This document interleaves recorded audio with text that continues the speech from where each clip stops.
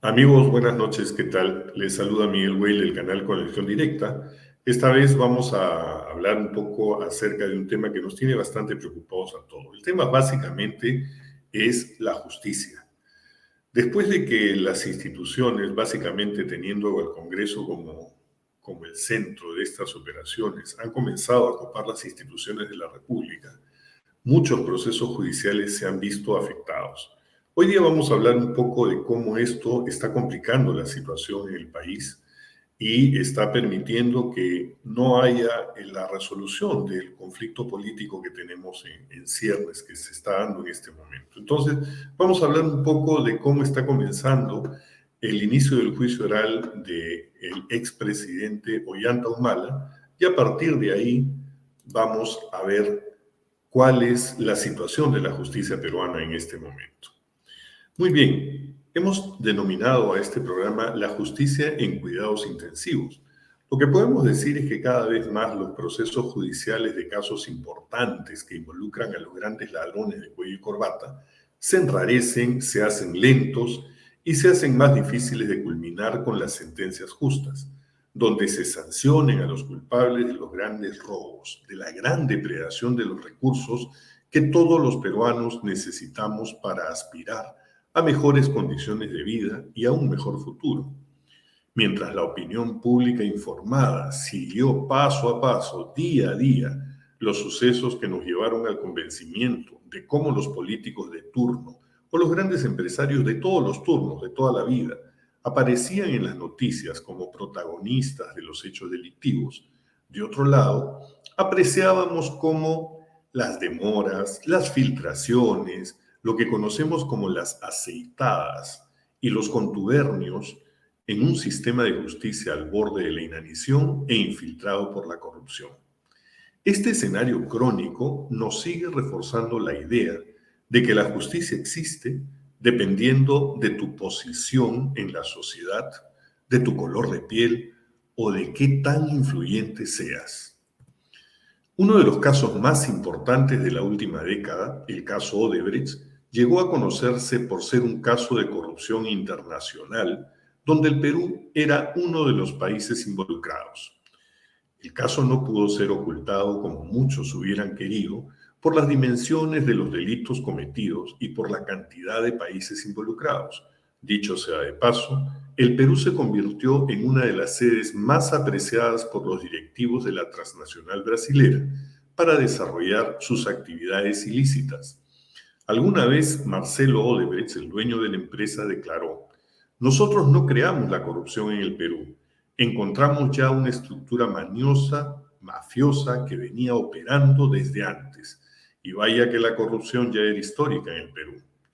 En el país, las primeras noticias del caso Odebrecht en diciembre del 2016 puso los pelos de punta a muchos de nuestros líderes políticos que acababan de participar de una campaña electoral, demostrando una vez más sus grandes capacidades oratorias o exhibiendo su linaje de herederos de una clase política que desde el siglo pasado se enorgullecía de sus orígenes, en contraste ciertamente con la situación de subdesarrollo histórico del Perú.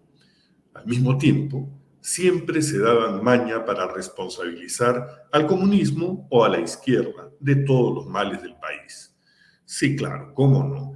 Grandes políticos que llevan décadas conduciendo un país subdesarrollado, racista, centralista y con grandes desigualdades sociales. Lo cierto es que el juicio del expresidente Ollanta Humala, alias Cosito, y su esposa Nadine Heredia revela varias cosas. Primero, nuestra dependencia de un sistema de justicia que no controlamos. Me refiero a la justicia brasilera, que según sus coyunturas políticas comienza a cerrar los accesos a los testimonios y evidencias importantes para los procesos de la justicia peruana. Comenzó con el equipo especial de fiscales brasileros para el caso Lava Jato, conocidos como la Fuerza de Tarea. Este equipo, que tenía la coordinación directa con los fiscales peruanos a cargo del caso, fue disuelto y parte de ese trabajo de coordinación se perdió y dilató la firma del acuerdo de colaboración eficaz entre la justicia peruana y la brasilera. Recientemente, se ha declarado como prueba inválida la información contenida en los servidores MapWeb, MyWebDay y Drosys, elementos que aportarían a la argumentación fiscal. También se ha declarado la prohibición de declarar, o se ha decretado, perdón, la prohibición de declarar a personajes muy importantes en el proceso, tales como el propio dueño de la empresa, Marcelo Odebrecht, o altos funcionarios como Luis Mameri y Fernando Migliaccio da Silva. Todo esto constituye un contundente revés a las aspiraciones fiscales y obra en favor de la corrupción de los implicados peruanos del caso. Aparentemente, la causa del cambio de estas decisiones de la justicia brasilera se debe al descubrimiento de la manipulación de pruebas que se utilizaron en su momento para condenar al hoy presidente brasilero Luis Ignacio Lula da Silva. En el caso de los servidores informáticos, se comprobó la vulneración de la cadena de custodia que debía resguardar la información registrada referida al Departamento de Operaciones Estructuradas, nombre con que la empresa Odebrecht reconocía a la sección de operaciones ilícitas que realizaba. Los funcionarios que autorizaban y estaban al tanto de esta información son precisamente los que han sido impedidos de ahora prestar su testimonio en el caso.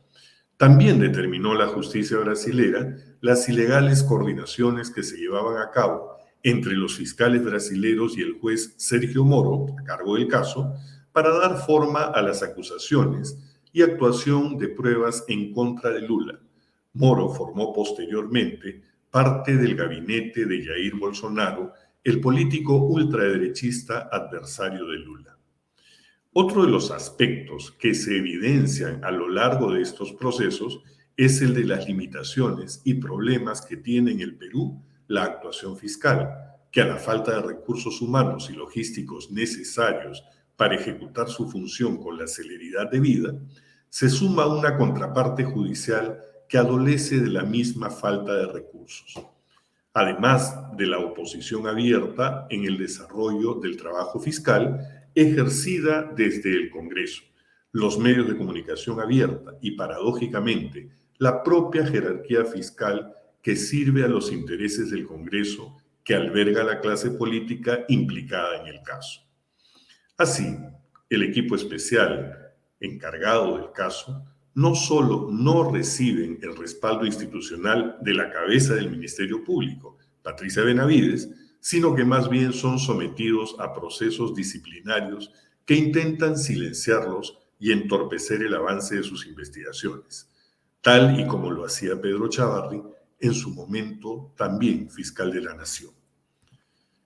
En esta nueva versión de la dictadura fujimorista, y luego de los reveses sufridos con el cierre del Congreso en el año 2019, además de la tercera derrota electoral de la siempre perdedora Keiko, el fujimorismo recargado y en coalición con agrupaciones que ya no merecen la categoría de partidos políticos, opera esta vez asfixiando lentamente a las instituciones democráticas en el país.